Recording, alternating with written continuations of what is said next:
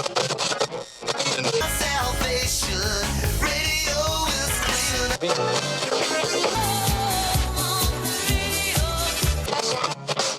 want to tell you about Texas radio and the big beat.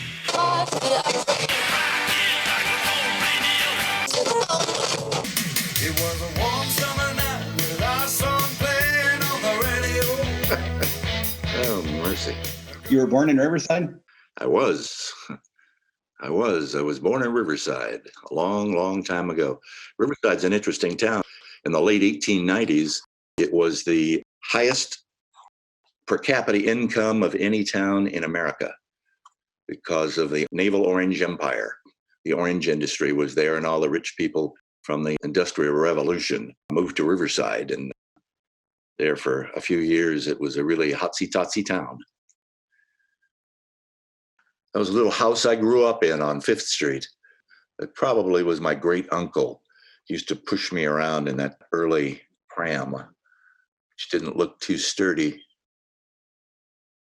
That little stepladder was dangerous. I about cut my finger off with that thing. I was helping my father wash the car. Notice that really neat late model car? Can you guess what kind of car that is? It was a Hudson. Long time. Now, you see how second graders used to dress when they went to school back in the old days?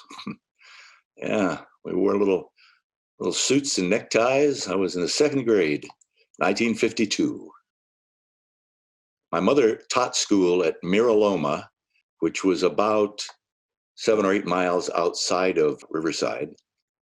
They made a movie about Miraloma. It was called The Changeling. And after that terrible thing that happened, they renamed the town Miraloma, and nobody spoke of the problem again. I was 13 years old and doing, they're terrible fans, doing magic shows. All of my friends were delivering newspapers for $35 a month. And they'd have to get up really early to deliver their newspapers. And so I went down and bought a little set of tails, white tie, top hat, and went out and started doing magic shows. And I got $35 each time I did one for 30 minutes. And I did a lot of them. And I thought that beat the heck out of having to get up in the middle of the night to deliver newspapers. Do you still remember the first show you did? I do. I remember it. It was up on Hawarden Drive on the side of the hill. It was a little girl's birthday party, and her mother had called the Magic House of Charles, where I studied. And I went up and did her birthday party for $35. It was a lot of money back then. Years ago, I'd get booked into doing magic shows. And I never really particularly paid much attention who the show was for. But this is a particularly interesting picture. I think I was 16 or 17 or 18 years old. And I got booked into doing this show south of Riverside in a place called Del Webb's City. And I was busy getting my magic show ready, and there was an audience coming in, and they were seating themselves. And when they got seated, somebody came up to the lectern and said, "Well, folks, we'd like to welcome all of you retiring J.C. Penney managers, and we've got a very special treat for you today. Would you please welcome our founder, James Cash Penney?" J.C. Penney walked in the door, and I looked up and grabbed my Chinese linking rings and ran to him because I knew that that would be the picture they'd print in the newspaper. And so he reached out and grabbed the ring, and sure enough, the picture appeared in the Riverside Daily Press. So I got to meet James Cash Penney. He was 90 years old. So that would make him close to 150 today, I guess. Those were studio shots for the magic show. I used that particular shot on our KFXM tune sheet. I did Afternoon Drive on Fun 59 KFXM. It was the number one station between LA and San Diego. And those were really fun days. I guess we'll talk more about KFXM later. That's the floating zombie ball. When I was doing Afternoon Drive at KFXM, that's a radio show from 3 p.m. till 7 p.m. Afternoon Drive is called. And we'd all go out, all of the disc jockeys, and we would make personal appearances. And when I'd go out, they would promote my magic, and I'd do some magic tricks and sign autographs and do what you do with a personal appearance. Those were fun days. We'll be bouncing around here a little bit, but I really like the story about tequila. Well, KFXM, KDUO, was owned by Howard Tellis and John P. Hearn.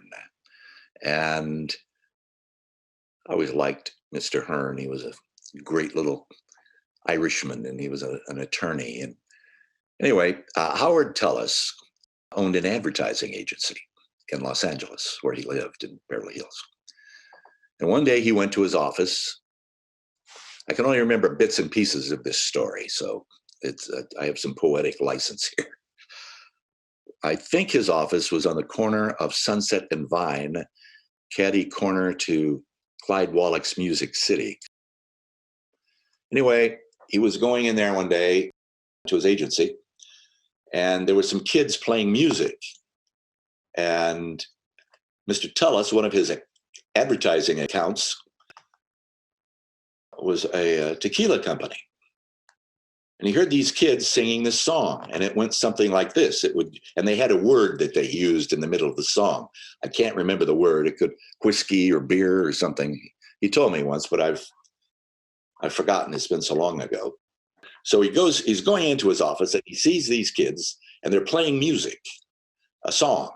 And it went like this. It went da da da da da da da da da da da da da. And they get to a certain part in this song, and then they yell this word, beer or whiskey or something. And he stopped and he said, "Hey kid, if I give you some money, would you replace that word with tequila?" I said, "Sure, give us the money."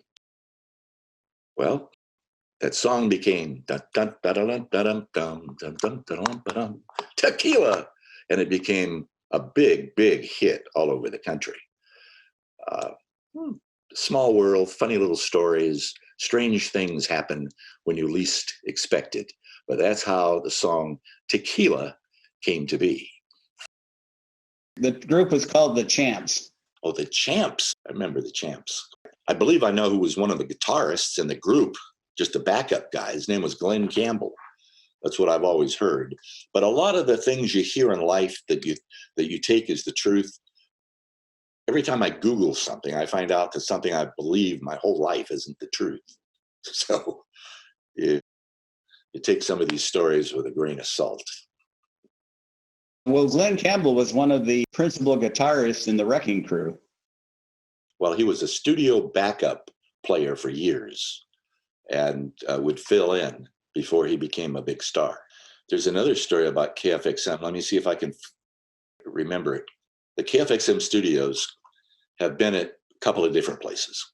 And for a while, when I was 16 or 17, they were located in the California Hotel in San Bernardino.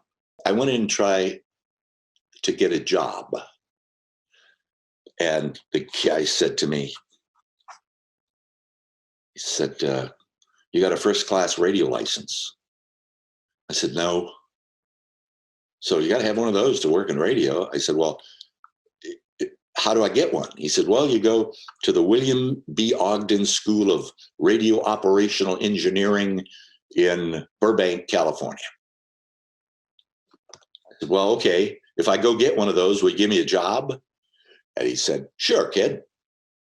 So I get my folks to enroll me at $10.50 West Olive, downtown, beautiful Burbank, California, the William B. Ogden School of Radio. All we did was learn the answers to these tests. We weren't going to become engineers.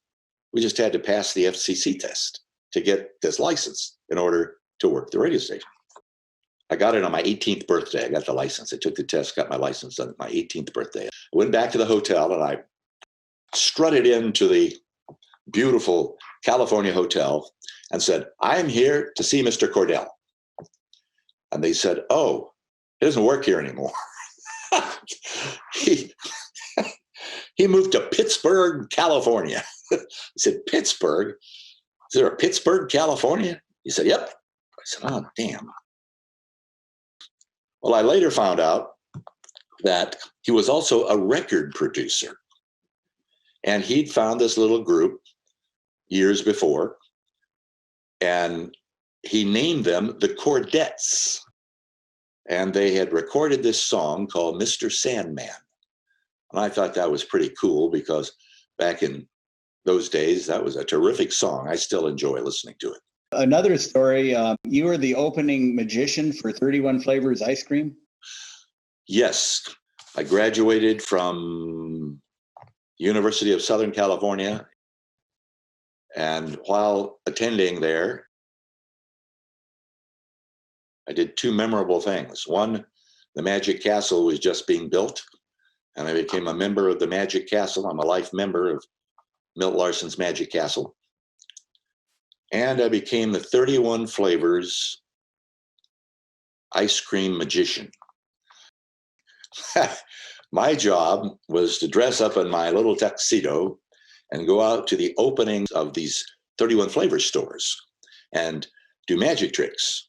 I remember one of them, those ice cream containers, the way they get delivered, they're about this tall and this big around, and they're packed with ice cream, and then they scoop ice cream out of them. Well, I remember one of them, I would show the container would be empty, and then say the magic words and start pulling out ice cream cones for the people who came to the grand opening. And they decided to open a 30-second flavor. I don't think it worked, but it was a big promotion. They named it Bruce. The flavor was called Bruce. Couldn't figure out why they would name it Bruce, but they did. And they hired Jonathan Winters to be the spokesman for the introduction of the 30-second flavor. Mr. Robbins lived in Encino, California, had a beautiful mansion up there, and he invited us all up for a party. And I'll never forget that day.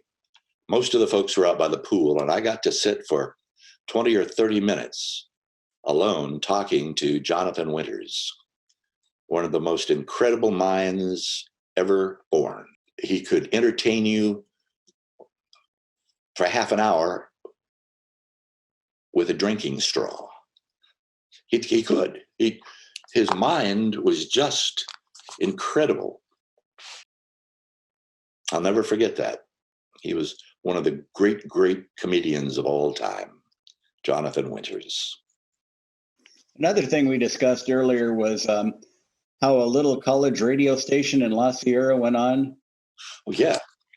When I was attending Poly High School in Riverside, I had interest for radio back even then. I started the Poly High Spotlight on the Air. It was a weekly Saturday morning radio show for my high school, Poly. And I guess it was either a senior or a sophomore in high school when I would leave school and go downtown and be an announcer on a radio station called KDUO FM. It played beautiful music, and I was 16 years old, so I'd have to take a deep breath and get my voice as low as possible and go, "This is 97.5 KDUO, the center aisle of your FM stereo dial." And then we play this elevator music, but I enjoyed it, so that's what I did after school while I was going to high school. KDUO. Later went up on a very high mountain and is now they bill themselves as a Los Angeles Hispanic station, and they do very, very well. Another interesting thing we discussed was Skip Fordyce. There was this motorcycle store in Riverside, California, at the end of Main Street. Main Street dead-ended into 14th Street. So, and at the very end of Main Street was Skip Fordyce Motorcycle Store. And they had these big arched windows. And once or twice every year or two, some drunk would come down Main Street and not stop the stoplight, cross the street, and smash into these big plate glass windows. An interesting story about Skip Fordyce: the first shock jock held a radio program in there. It was called It's Your Nickel. And he was really rude to people who would call up. He was he had lost his leg. He was a Marine and had lost his leg. And people would call up his radio show and he would treat them terribly. But years later, he got a national television show that originated at KTTV Channel 11 in Los Angeles. His name was Joe Pine. You remember Joe Pine? I do. Yeah, he was the original shock jock, and he started in Riverside. Yeah. Any other celebrities that started in Riverside about the time you lived there you can remember? Just a few years before I started at KFXM, maybe 20, there was a disc jockey there by the name of Tennessee Ernie Ford.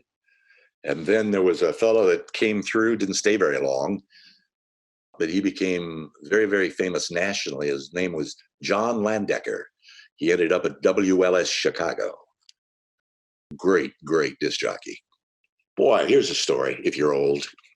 I didn't find this out until a couple of years ago, maybe 10 years ago. But had I known, there was this fellow who lived in Riverside, in North Riverside, up by the Strong Pool. We all used to go up there and go swimming. He didn't live too far from there. His name was William Boyd, Hopalong Cassidy. And had I known that Hoppy lived 3 miles from my house, it would not have been a good thing for him, because I would have set up my tent on his lawn and never left.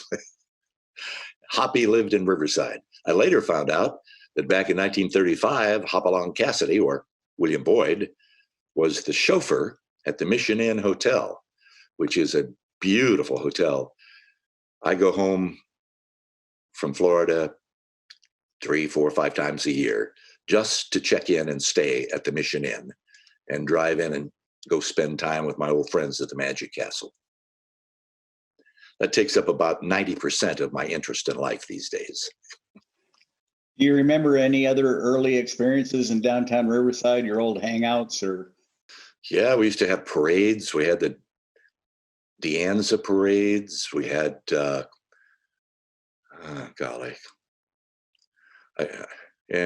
celebrities would come to those too. Was it you know who else lived in Riverside down at Fairmount Park? A guy by the name of Lee Duncan. And Lee Duncan owned Ren 1010. So there's this beautiful, it's beautiful now, it didn't used to be beautiful, but there's this beautiful park called Fairmount Park. And at the end of Fairmount Park was Lee Duncan's house. You do know who Ren 1010 is, don't you? Oh, yes. Well, I'm running into kids these days who never heard of the Beatles. I have a lot of memories of Fairmount Park. They had a little cheesy carnival there, a merry-go-round, a train. I'm on a Riverside page. A bunch of us who were born and grew up there. There was, when I was a little boy, I mean, this goes back a long time. Very few people remember the carousel. And I had a favorite horse. And we've been reminiscing about that on the computer the last few weeks. This carousel actually still working. They moved it from Fairmount Park, and there is a park on my bucket list to travel to before it disappears completely and ride my favorite horse on that carousel. Do you remember what horse it is? I certainly do. It was the White Stallion. Yeah. Somebody put a picture of the carousel on the computer a couple of weeks ago, and he took it just at the right angle. And it's the first time in too many years I saw my White Stallion. So I'm going to go ride it again. As I remember, they had a roller coaster, a train Yes. ride. It wasn't much of a roller coaster. No, they were cheesy rides. Yeah. But when you were our age, they were sure fun. Oh, yeah. You remember the swimming pool in Fairmount Park? Mm-hmm. Yeah, I almost drowned in that thing. Boy, there was great adventure in those days. Did you have a favorite, like a drive-in, or like we did in San Bernardino, we had McDonald's? What did they have in Riverside back then? The E Street McDonald's was the first, not the first McDonald's, but you know the story on that? I do. Yeah. That's where Ray Kroc bought the McDonald business. He took control of the McDonald Brothers restaurant and then started from there.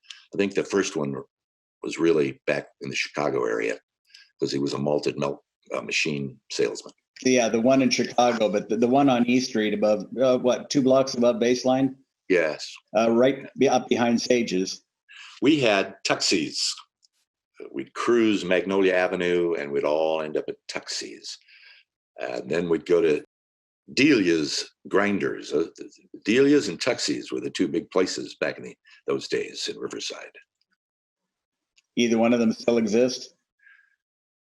Well, Delia's does.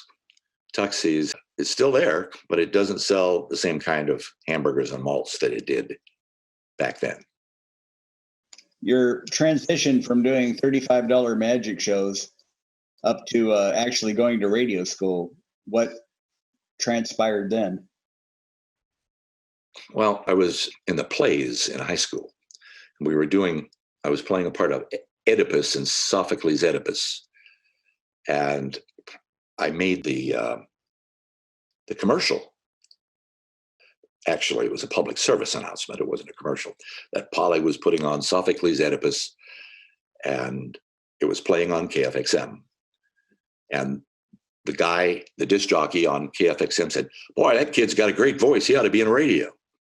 Well, that's all it took. So from that time on, I was hanging out at the radio station. I didn't know what else to do.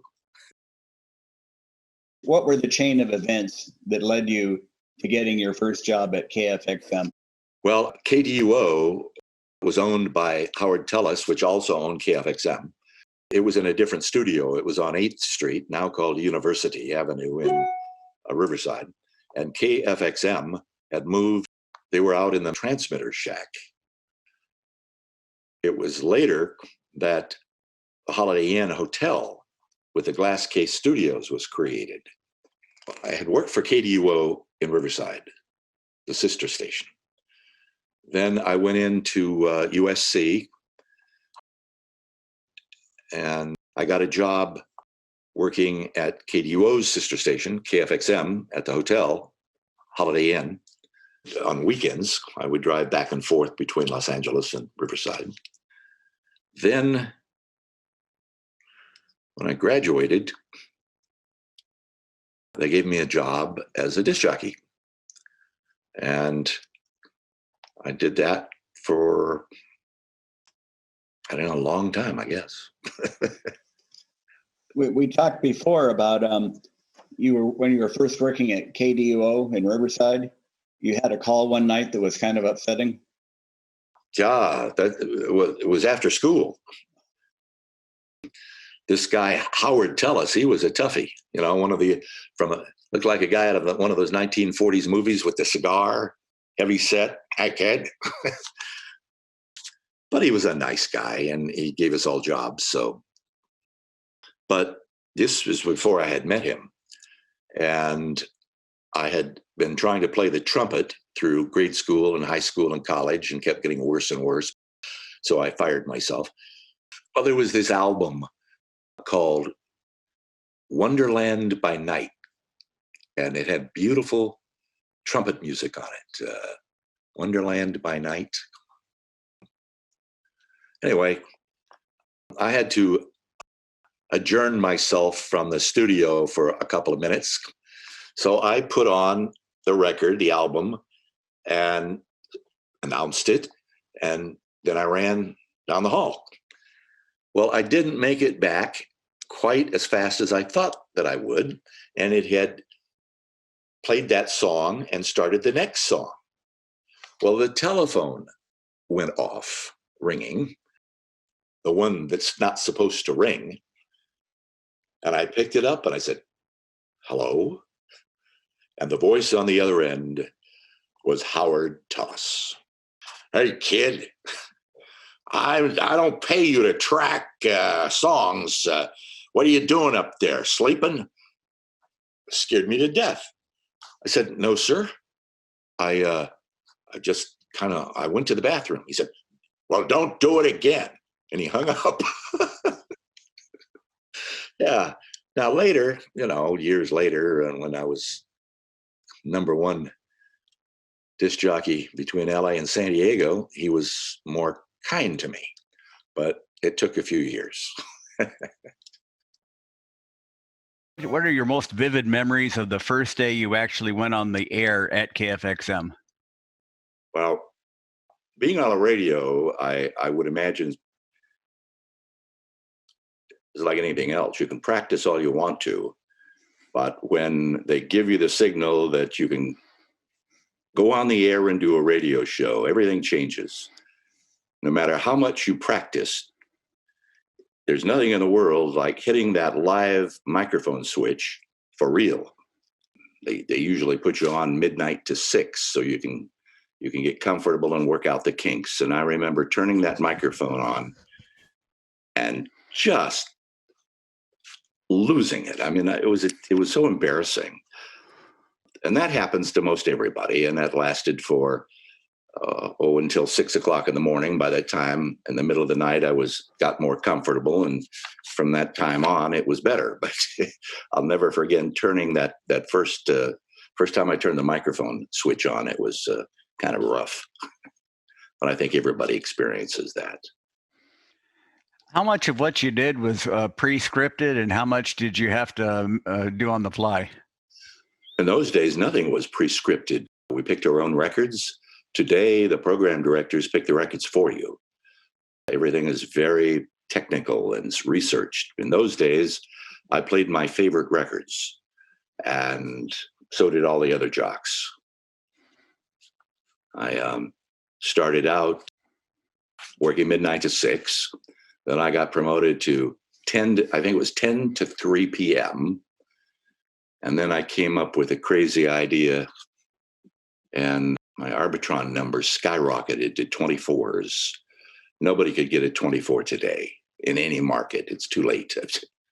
There are rating services, Arbitron for radio, Nielsen for television.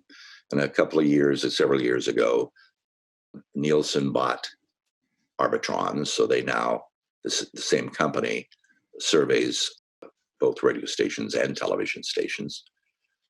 But back in those days, it was Arbitron, and they would have people fill out diaries as to the radio stations that they listened to.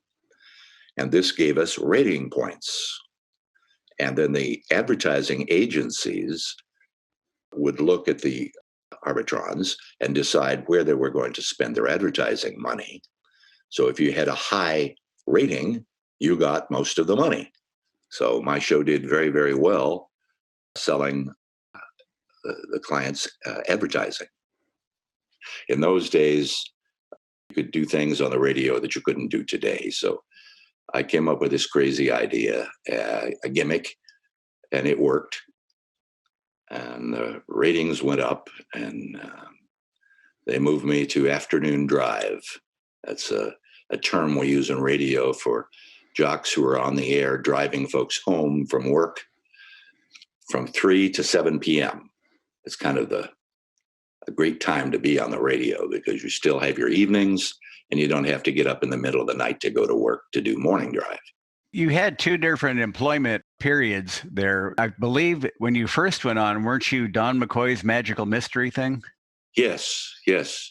And it didn't really mean anything. And then later, my girlfriend upset me, and I started saying prophetic things on the air, like, "I am so upset. I think I'm going to give up on girls and move to Florida and hunt alligators, and I think I'll start a woman hating club." I just something to say. Well, the phone started ringing, and folks listening to my radio show would say, "Hey, what a great idea! I'll join your club. I'm upset with my girlfriend too." I said, well, then I got back on the radio and I said, people are calling up, want to join Dirty. I said, I'm going to call myself Dirty Don, going to have a woman hating club. Today, they'd laugh you off the street. But back in those days, nobody ever did anything weird like that. And by the time my show was over, all these people had called up and said they wanted to join Dirty Don's woman hating club and go to Florida with me. So I said, well, maybe I'll have some membership cards printed. Well, when I got off the air, the boss was not very happy. He called me in and read me the riot act and said, "What are you doing? Don't do that anymore." Well, by the end of the week, we had gotten so many letters in wanting to join Dirty Don's woman hating club that he said, well, I don't know what this is all about. I don't get it, but keep doing it. So from that point on, the number of listeners tripled or doubled or whatever it did. And I ended up the number one disc jockey between Los Angeles and San Diego in the Inland Empire on Fun 59 KFXM, San Bernardino, Riverside, the Inland Empire. Did you ever have any discussions when you were getting the high ratings about how about a raise, boss? No. In those days, I never wanted for anything. When you were Dirty Don, most of this stuff, people picked up the check. So I didn't really realize I wasn't getting rich. But I was having a hell of a time. It was wonderful. It was the halcyon days of my life. I'd go back in a nanosecond. How long did the Dirty Don nickname follow you? Until I went into sales. For the rest of the time I was on the radio. I still don't understand it myself, but I remember the play Gypsy, the Broadway show, that you got to have a gimmick, was one of the songs. And who would have ever dreamed that something as crazy as Dirty Don's woman hating club would. I'm still scratching my head, but it was a lot of fun, and I have a lot of warm memories. And it was just an instantaneous thought. Yeah, I hadn't even given it any thought.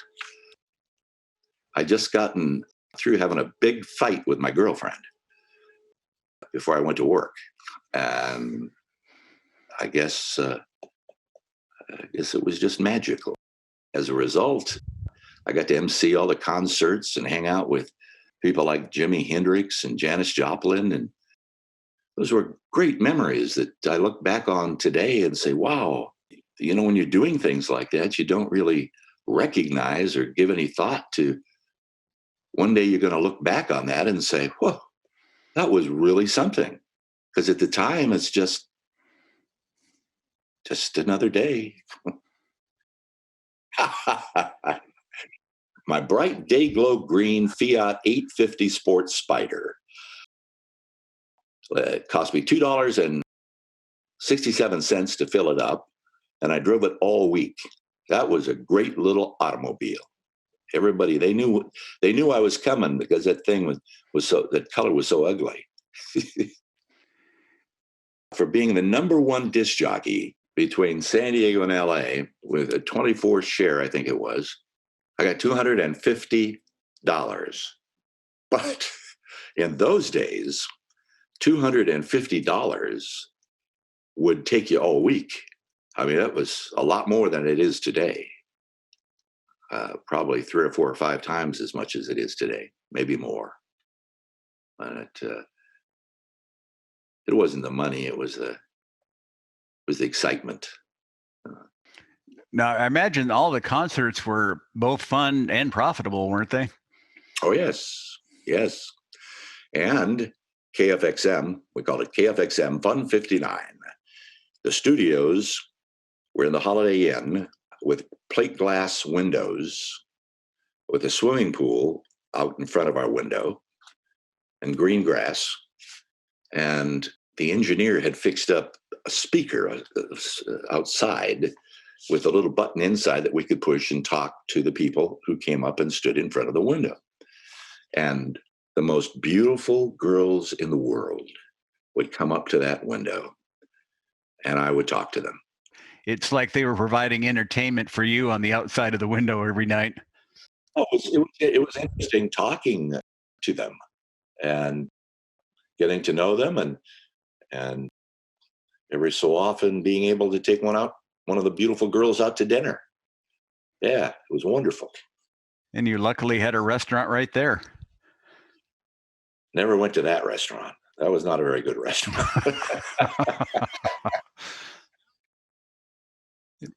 And when the DJs at Crosstown came in, when they looked out their window, what did they see? Their studio was in the middle of a cow pasture. And to get there, you had to turn off the road, go across a cattle grate thing, and down in a ditch, which, when it rained, filled up with water.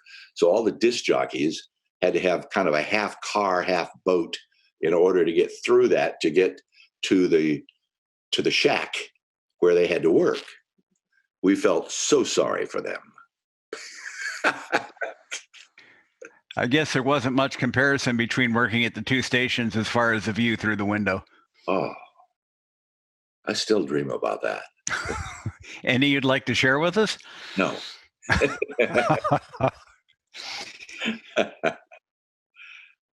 I remember Jim Conniff. His daddy was Ray Conniff and the Ray Conniff Singers.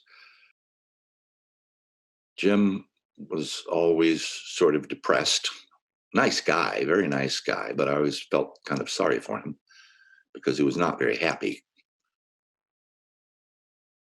He got everybody riled up to vote for the AFTRA, the union. And I don't know why, but I was 22 years old. And I didn't know why, but I thought that was not a fair thing to do to the people that gave me a job. So I came to work to do my afternoon drive shift. Oh, first of all, they had a vote, and I was the only person they all voted for this union except for me, which did not make me terribly popular. They tried and tried to get me to vote for the union, but I just couldn't do it. I thought that they'd given me a job, and then I was happy, and if I wanted a raise, I could go ask for one, and one of two things would happen. They would either say, "You're not worth it," or, "Oh my God, you're not going to leave, are you? How much do you want?" And that decision would be totally dependent on me and whether or not I did a good job or not, was the way I thought about things. So I came to work, and there my buddies were out in the parking lot with these union signs, striking. And they said, "Here, Don, here's your sign." And I said, "I'm not doing that." So I rode off into the sunset and went home kind of depressed. I guess I was upset enough that it's been a blur to me. I can't really remember what happened after that. But I didn't cross the line. But some time later, after the station won and the union lost, I did go back and resumed my show. Do you have any memories of your first concert? I remember standing backstage talking to Janis Joplin, and she was about this tall, and maybe about this tall. And while we were waiting to go on stage, she's a very nice girl. She's standing there. She had a bottle of Southern Comfort in her hand. And in the 15 minutes that we were standing there, she drank the whole thing. And I went, wow. And then we walked out. I walked out on a stage and I said, all right, everybody get behind the ropes back there. Have a good time. Be nice. Watch your manners. And please welcome Janis Joplin. Well, Janis walked out and the bottles started flying up on the stage. Today, they closed the concert. She walked over and she picked up another Southern Comfort bottle and downed it. I went, that woman's better than I am. I remember being backstage talking to Jimi Hendrix. I emceed that concert. I think he was high, as I recall. But the greatest guitarist ever born. And there's an interesting story about Jimi Hendrix that some people know, some people don't. Do you know he was a paratrooper? I didn't know that. Yeah, he was in the Army, jumping out of airplanes with parachutes. And he broke his ankle. Thank God. He broke his ankle, and the rest is history. I mean, I knew that Jimi Hendrix was something. I should have asked for his autograph. In those days, we didn't smile. We were too cool. And we certainly did not ask for autographs. Well, if I could have gotten him to give me several autographs, they're worth about $4,000 a piece now for a Jimi Hendrix autograph. So I missed out on all those opportunities too. You really dressed up for the Hendrix concert. Yeah. The 70s will go down in history as the worst clothing of any time ever. They had us wearing the strangest things. I wish I could say leisure suit. I never wore one of those. What's that? I'd give $100 to be able to say that. Unfortunately, I had two of them. And I don't know where they are, and I don't want to find them. Terrible clothes in the 70s. In retrospect, do you think they were cool at the time? Probably. I think you have an interesting sequence of events before, during, and after an Iron Butterfly concert. Yes. I emceed the Iron Butterfly, and those guys were sweethearts. They were just really nice. Told them it was my birthday the next day, and one of them said, hey, let's go over to the station, the radio station. It's not too far from here, and we'll sing happy birthday to you. I said, wow, really? So I piled them all in my car, which was, I guess I had a bigger car then. Couldn't have gotten them in the bright Dayglow green Fiat 850 Sport Spider, that's for sure. Anyway, we drove over to KFXM in the middle of the night after they had done this concert. And we went into the production room and I set up everything, and they all sang Happy Birthday, Dirty Don. And the next day I played it on my show every hour. But again, there's so many things that I should have kept. I didn't keep any recordings of my shows. There are 4 or 5 pictures that have showed up over the years from friends and people that had them. But I didn't save anything. I didn't think those days were going to be, it never crossed my mind that those days of my life would ever be important. And they turned out to be the most important days of my life. And I have very few remembrances, souvenirs. But thanks to guys like you and Billy, I'm reconstructing some of those memories, and it's wonderful. One of the reasons I called this I Remember Radio is because I have vivid memories of some of the events that happened, one of them involving you. You did something I never heard before, and since we can't find any tape of it, with your recreation, it turned out exactly as I remember it. Music, KFXM. Now look at this. Every so often, the boss brings in a new record never heard before. to be debuted here on the Dirty Don Show. What is this thing? Here, let me cue it up. We'll listen to it together for the first time. It's Peggy Lee. Never heard of her. Brand new, debuting right now for the first time on the Dirty Don Show. It's called Is That All There Is? Peggy Lee, folks. I remember when I was a little girl, our house caught on fire. I'll never forget the look on my daddy's. Oh my God, that's the worst song I've ever heard in my life. It's stinking up my studio. Jeez.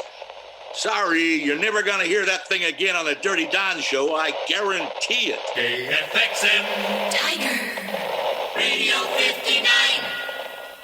We have another clip of an air check that Doug Calgaro had, which actually was about a half an hour of one of your shows. We've reconstructed it, and Billy's inserted music in it. Here's an example of how you sounded back in your KFXM days. Smokey Robinson, The Miracles from 1968 on the Dirty Don McCoy Show. More music, KFXM. All right, that's right, lady. If you try hard, you probably even get a job in Disneyland's haunted house or something. 236 of the M&M Empire. Hello, woman haters. This is Dirty Don.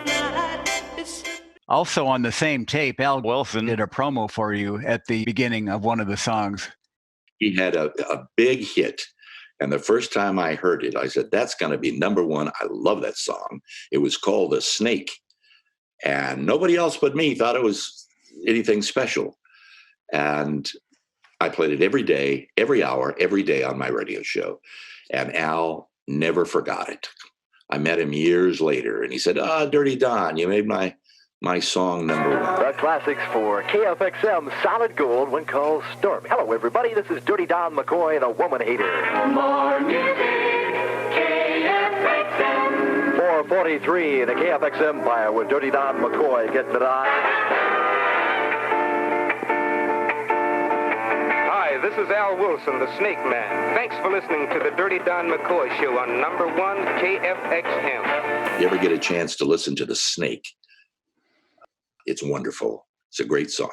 What is the comparison to your first night on the radio when you turned the microphone on and the first time you stepped out in front of 7,000 people at the Swing Auditorium?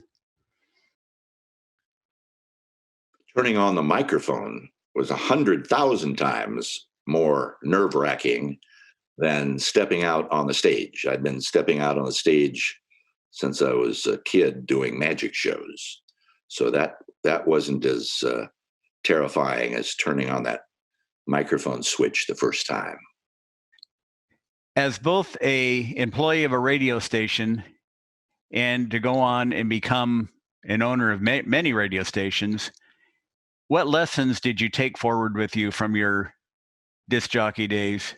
Well, when I left being a disc jockey, I went into station ownership, buying radio stations across the country. And I guess mentally, I always kept thinking like a disc jockey, an employee. So I've always run my companies, or tried to, as a family and not a corporation. I don't have them. Everybody calls me Don. They say, well, I work for Don. I say, no, you don't. You work with me.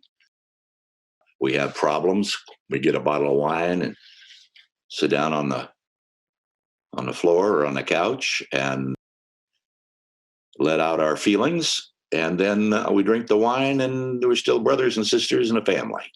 That's the way I try to run things. Do you ever have moments where you have a problem with an employee and you have to talk to him, and then you realize, wait, I was just like him? I wish I had a dollar for every time an employee came into my office, and I'm sitting there and I'll start to grin and I'll say, man, you remind me so much of myself years ago. You got to clean up your act. All I'm telling you is what my boss told me. Geez, Don, clean up your act. And you're doing the same things that I did. And so I can't get mad. I have to laugh, but damn it, clean up your act. That's happened many times. How did they determine the top 40? That we had a record store Gillette's record store in Riverside. And the music director would call Gillette's and say, what songs are selling this week? They would give some credence to the number of requests that came in. We had probably 10 telephone lines. They rang constantly.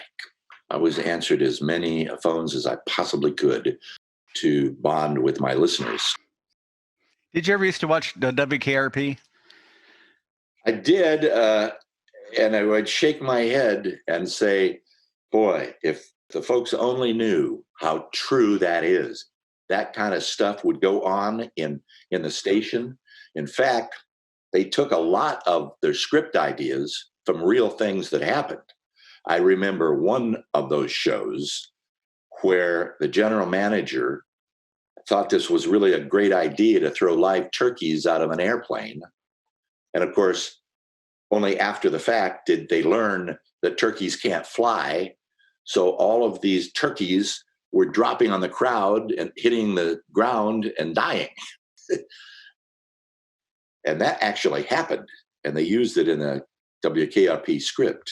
I didn't know it was a true story, but I thought that whoever got the story lines for those had to have worked in a radio station or knew people that did. Al Barnett took care of our mascot, our live tiger. And one day we were doing a promotion and he brought in a live monkey. The monkey was not very big. I guess he was a spider monkey. And they put him in a cage, and everybody was told under no circumstances were we to mess with the monkey, and certainly do not open its door. Well, you tell a disc jockey stuff like this, you're just asking for it. So one of the guys, whose name will go unmentioned, opened up the cage, and the monkey jumped from the cage all the way up onto the curtains, doing something very unsavory all of the way. And boy, oh, geez, the boss was so mad and the station was a mess. None of us that were there ever forgot that. But there were a lot of crazy things that went on. Another thing, never to quite to the degree or to the extent of the movie Play Misty for me. But everybody who's been in radio on a much lesser degree has had a very strange experience with the phone ringing, KFXM. Hi, I'm a big fan. They sound incredible. And one of the rules that you would tell a new disc jockey is, look, two things. Don't get married at 18. And never get off the air at 6 o'clock in the morning and go in search of that beautiful, soft voice. It will not work out well. Of course, nobody ever listened, and we all did it, and we all have the same story at the end. It never turned out well. Not well at all. But what a great memory. I mean, even the crazy stuff I love the memories. I mean, I'd go back in a nanosecond. Those were great days. I majored in telecommunications and theater at USC. And the idea was to become an actor. But when I graduated, I saw all those people standing in line at Central Casting and said, what? I'll go broke doing that. All these beautiful people. So what I'm going to do is go into radio. And then someday, after these beautiful people get tired of standing in Central Casting's line, I'll make my re-entry as an old, wrinkled up, bald-headed, overweight character actor. And they'll be waiting tables and working in machine shops, and I can be this actor. So that's still my plan. I just haven't executed it yet. Well, stick with it. You have any classmates there when you went to theater school? I did several shows. I did over the school years.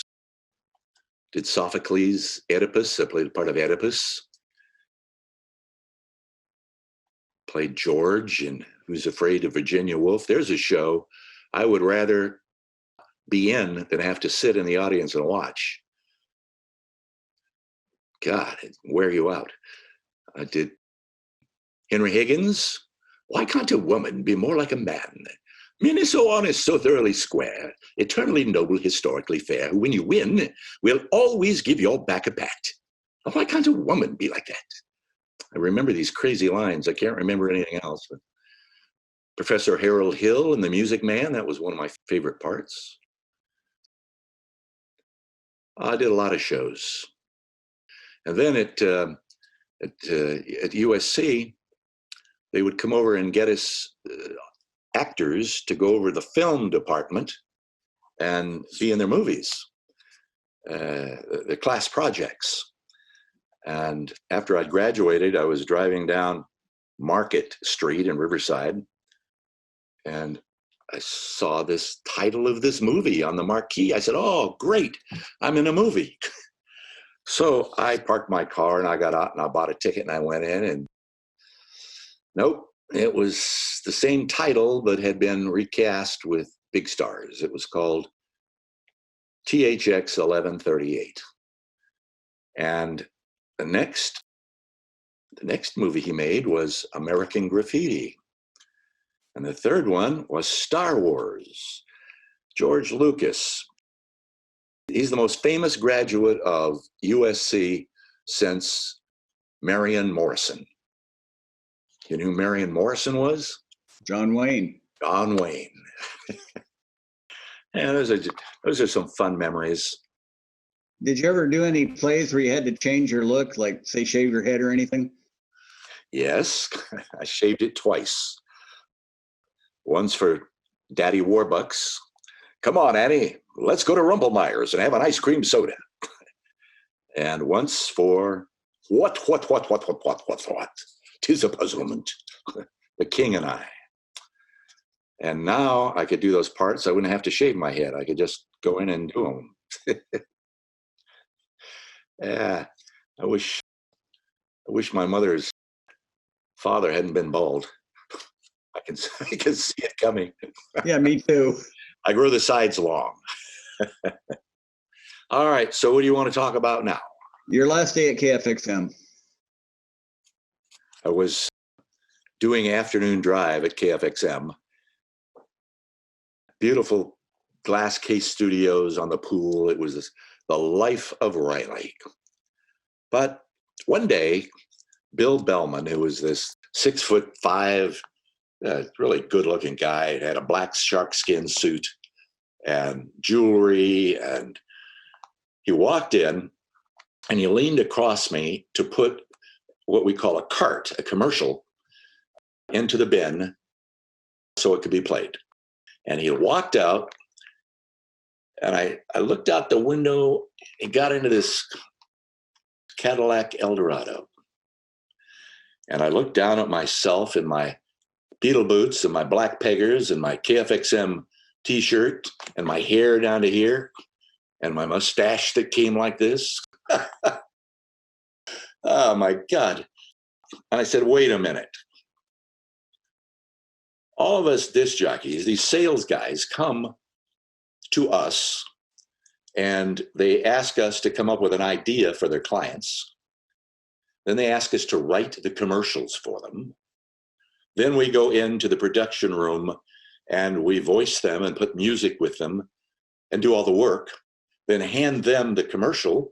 They go out and play it for their client and they get all the money. Wow. I'm going to cut out the middleman. So the next morning I walked in, I said, I quit. Huh, you're a star. You're the #1 disc jockey between San Diego and LA. You can't quit. I said, yeah, I quit. I want a job as a salesman because I don't think it's really sales. It has nothing to do with sales. It has to do with coming up with creative ideas, writing those ideas, putting the right music. It's like putting a show together, a Broadway show in 60 seconds. You can't quit. You're a star. I said, hey, keep saying that all you want, but that's what I want to do. They kept me in that office for 8 hours trying to talk me out of this. And finally, they said, geez, all right, show up Monday morning in a suit. I said, I got a suit. I got 2 of them. and a haircut. I went, uh-oh. Okay. I said, okay. So I came in there the next Monday morning at 8 o'clock. And I had my suit on and my necktie and my short hair and felt naked. And so I started going out, and the other salespeople, of course, hated me. There's always this fight between programming and sales. But I just kept, really focused. And I went out, and I didn't tell people we were number one. I didn't tell them a nonsense. It was really simple. There was a thing called a Wallensack tape recorder, old-fashioned tape recorder. And I would walk into stores, and I would say, does the person who owns this business, is he around or she around? Sure. Who can I tell them is there? Say, well, I'm Dirty Don on the radio. Oh, yeah, okay. So the guy would come out, and I would punch the button. The first client call I made, I had written this stuff up for a store called Mardon Jewelers in Riverside. At the time, they were in the Riverside Plaza. And I walked in and I said, is Mr. Mardon here? And they said, there is no Mr. Mardon. That's just a name. I said, oh, well, who's the boss? They said, Mr. Harris. I said, great. Could I talk to him? So Mr. Harris comes out. He says, can I help you? I said, yeah, listen to this. And I hit the button on the tape recorder, on the Wallensack. And 3 commercials played. And he said, that's pretty good. I said, yeah, I wrote them myself. He said, yeah, it's really creative, good stuff. I said, you want to put them on the radio? He said, how much does it cost? And I said, I don't know. I have to go back to the radio station and find out, but I'll be back. So that's what I did. And I told him, and he bought a schedule, and he stayed on the radio with me for years, or months or days. I don't know what time anymore. It was a long time anymore, as long as I was there. And with that approach, trying to come up with creative stuff that made me feel as good as it did the client for being able to be creative, I became the number one billing, quote, salesperson that they'd ever had. And I did it in 6 months. Those are fun days. And I went to... You moved across town, didn't you? I did. There were 2 stations. KFXM and Cayman 129. Cayman was the prototype. A lot of people don't know this, but they brought Bill Drake, who ended up programming all of the stations from New York to Los Angeles. He's the godfather of modern day radio.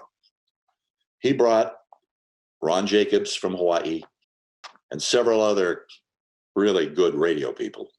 And they did a prototype for what became the most successful radio station, in my opinion, ever. 93 KHJ, Los Angeles, Boss Radio. And Cayman was the prototype. That's where they got it all tested and before they took it into Los Angeles. You started doing sales at Cayman? We came up with a crazy idea. It was just at the time that the FCC was not going to allow cigarette advertising on the public airwaves ever again. I believe it was 1970. So I came up with this idea. I said, look, what's the most famous contest, most popular contest in history? It's a treasure hunt. People love treasure hunts. What's the most common item in a popular newspaper cartoon? It's a personality. Charlie Brown, Dennis the Menace. There's always this personality. Even a newspaper column, Ann Landers. It's always a personality. Treasure hunt, personality. Well, the idea was this. We didn't have computers back then. So it created this personality called Mr. Zodiac. And Mr. Zodiac had a turban and a black mask on like the Lone Ranger. He was a really weird looking guy, and he was a drawing. I talked Sears, Roebuck and Company into sending out these little cards, Mr. Zodiac, and it had 12 phone numbers on it, 12 telephone numbers, each number for each sign of the zodiac. And the deal was that they'd get their bill, and here was this thing. And then they'd figure out what their zodiac was, what sign was, and then they'd call that number. And there was the voice of Mr. Zodiac, going to tell you what to expect today. Of course, they had to listen to a 30-second Sears, Roebuck and Company commercial prior to hearing their daily forecast. Well, here was the plan. The plan was to take it to the cigarette company. You guys can't advertise on the radio or television anymore. So what we're going to do is we're going to go to every city, starting with the top 100 cities. We're going to put in, they had these big old box. Remember the answer machines at home? Where a little tape with them. So we have them stacked up, the 12 of them, with as many as we needed stacked up to take care of the traffic, phone traffic. We would have these machines set up in these answering services. The job of that person would be to change tapes every day. And people would call all over the country until one day there would be this was back when people read newspapers. There would be one line in the newspaper that said, Mr. Zodiac predicts that you will be a millionaire this year. And this one line lasts for 7 days or 10 days. This whole promotion lasts about 6 months. In 10 days, there'd be a second line. Mr. Zodiac says that if you're going to be a millionaire this year if you live in the United States. 10 more days if you live in the United States, and if you live in Wyoming or whatever. Anyway, this message would grow and grow and grow and grow until it said, Mr. Zodiac says, the ad would be this big of lines they'd have to read. If you live in Los Angeles, if you do business at so-and-so bank, you should be there at 2 p.m. on Wednesday, September the 8th. Mr. Zodiac will meet you there and deposit $1 million into your account. So on this day, by this time, this ad is appearing in all the newspapers all over the country. And on September 8th, a armored car would pull up. And there would be, in that town, there would be all extra promotion so that everybody would be down there at this bank to see what happens. The armored car would pull up. Mr. Zodiac, first time he's ever been seen, and the last probably, gets out of the armored truck. Mr. Johnson, where are you? Come with me. They walk into the bank. Mr. Zodiac deposits $1 million. Back in those days, this was a lot of money into his account. Mr. Zodiac shakes his hand for the press and TV cameras, gets back in the armored truck, and drives off into the sunset. Now, we took this idea, I took it to cigarette company. Do you think that Mr. Zodiac would have any trouble getting booked on the Today Show or the Tonight Show or any other national TV show for the next 2 or 3 or 4 weeks? Of course not. The cigarette company loved the idea. The bureaucrat lawyers turned it down.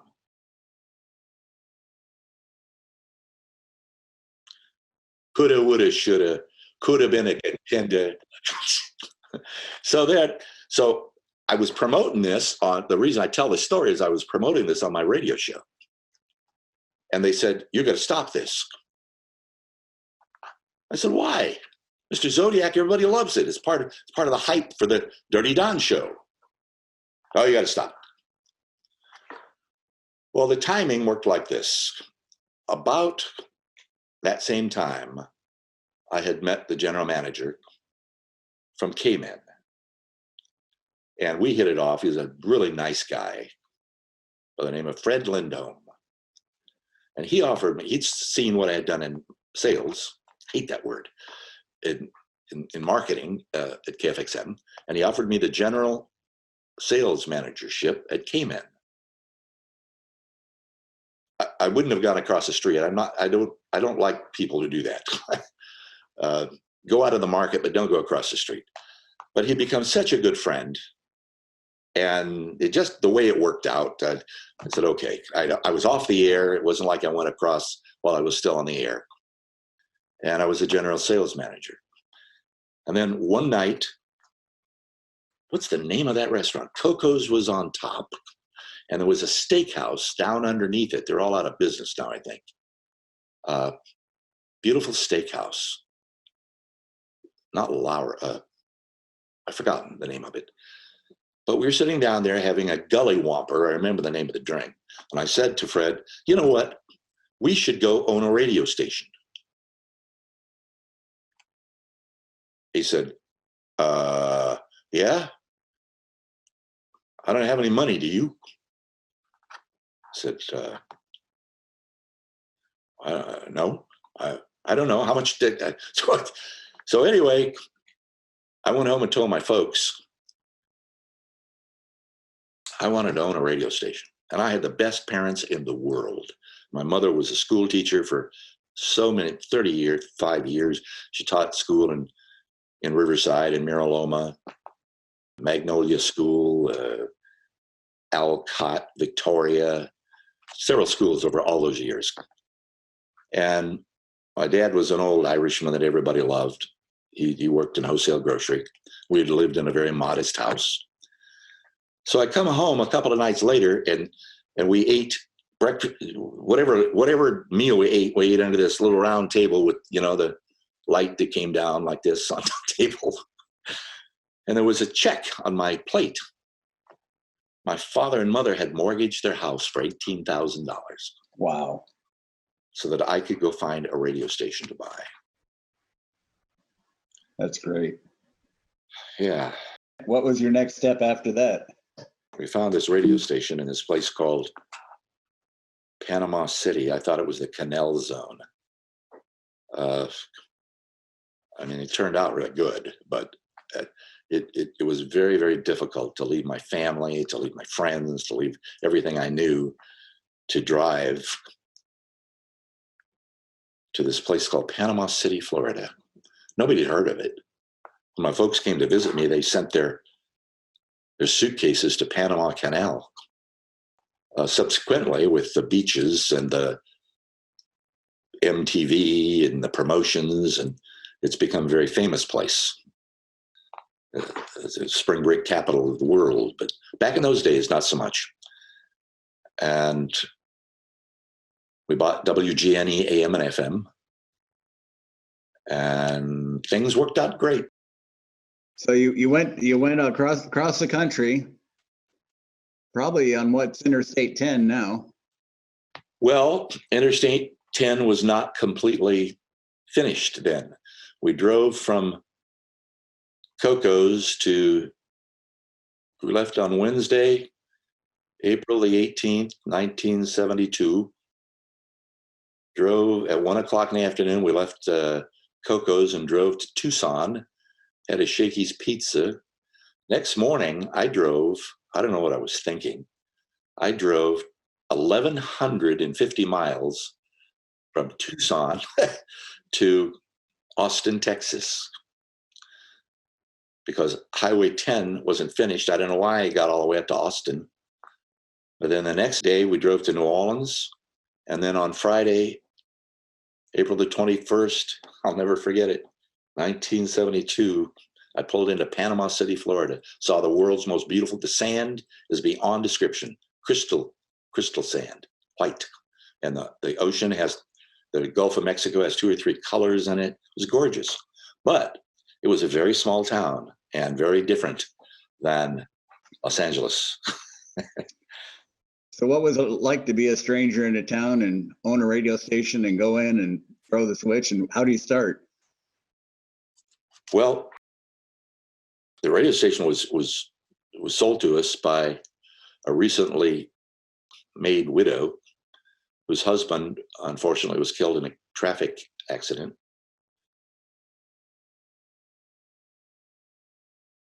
So the radio stations were there.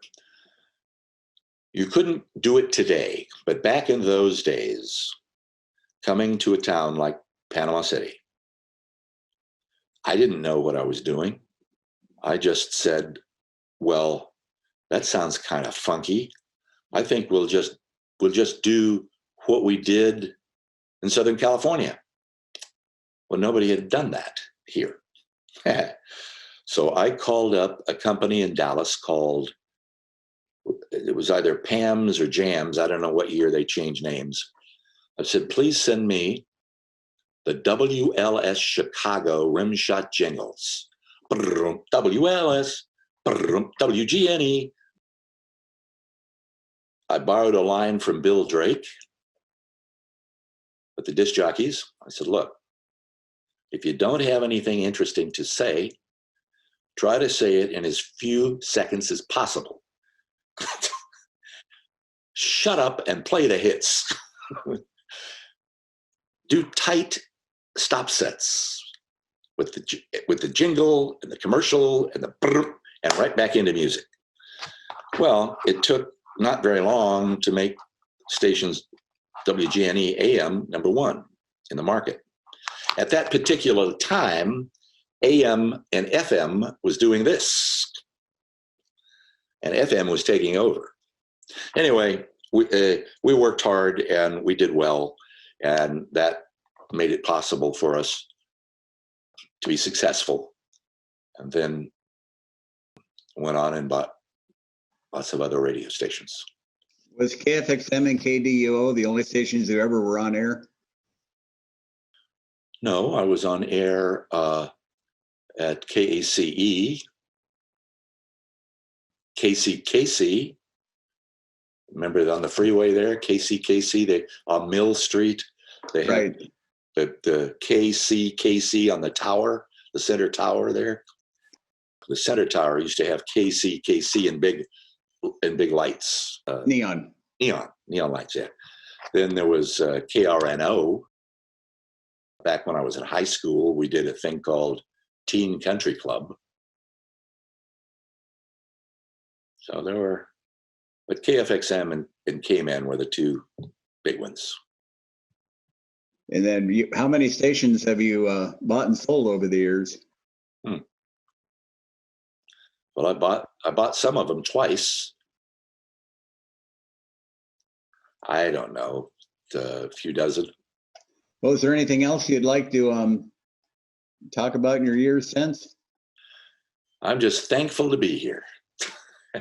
Those were the halcyon days. There's several of us that are like on the computer that we reminisce about those days, and I'd go back in a second. That day when I decided to quit, the first record I ever played on the radio was Bobby Darin. It was a French song called La Mer, which they had changed to Somewhere Beyond the Sea. And the last song I played, Mary Ann Hopkins, I said, all right, here it is. Dirty Don is gone forever. Good night and goodbye. And those were the days, my friend, we thought they'd never end. It was a warm summer night.